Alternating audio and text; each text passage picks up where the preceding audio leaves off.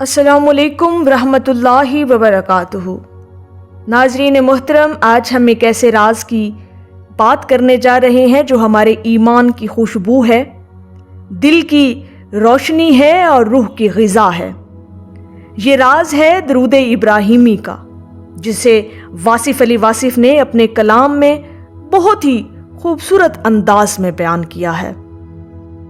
दरूद इब्राहिमी वो दुआ है जो हम सब नमाज में पढ़ते हैं, यानी या अल्लाह, जैसे तूने हज़रत इब्राहिम और उनकी आल पर रहमतें नाजिल की, वैसी ही रहमतें हजूर करीम सल्लल्लाहु अलैहि वसल्लम और आले मुहम्मद पर नाजिल फरमा। वासिफ़ अली वासिफ़ फरमाते हैं, दरूद सिर्फ कलमात नहीं, ये ताल्लुक़ का राज है। दरूद वो कड़ी है जो बंदे को बराह रास्त हजूर करीम सल्लल्लाहु अलैहि वसल्लम से जोड़ देती है।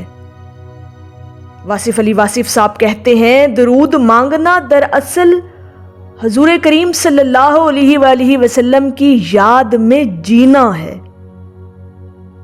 दरूद वो रास्ता है जिससे बंदा अपनी दुआ को बारगाह इलाही तक पहुंचाता है।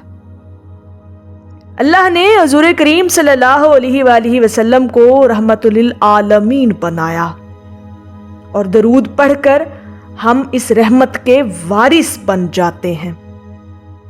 वो एक जगह फरमाते हैं, दरूद पढ़ने वाला अपनी दुआ को हजूर करीम सल्लल्लाहु अलैहि वसल्लम के दामन में डाल देता है, फिर वो दुआ रद्द नहीं होती।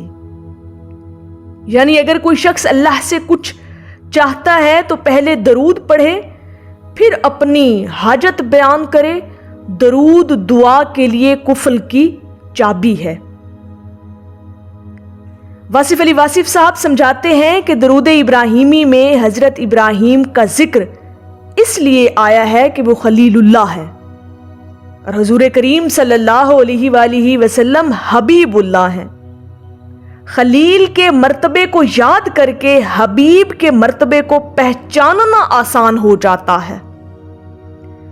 हजरत इब्राहिम अलैहिस्सलाम को अल्लाह रब्बुल इज़्ज़त ने उम्मतों का इमाम बनाया, लेकिन हजूर करीम सल्लल्लाहु अलैहि वसल्लम को अल्लाह ने रहमतुल आलमीन बनाया।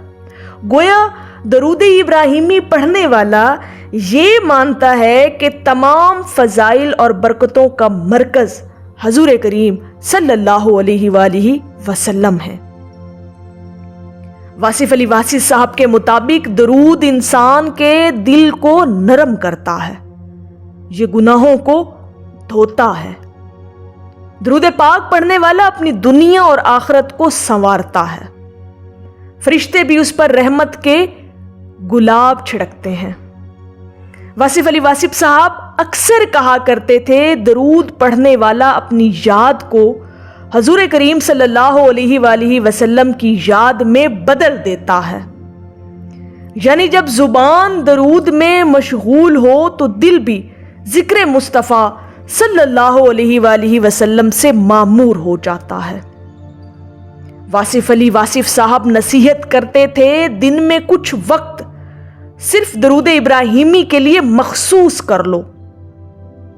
सफर में, फारिग वक्त में, हत्ता के गम और खुशी के लम्हों में भी दरूद इब्राहिमी पढ़ते रहो।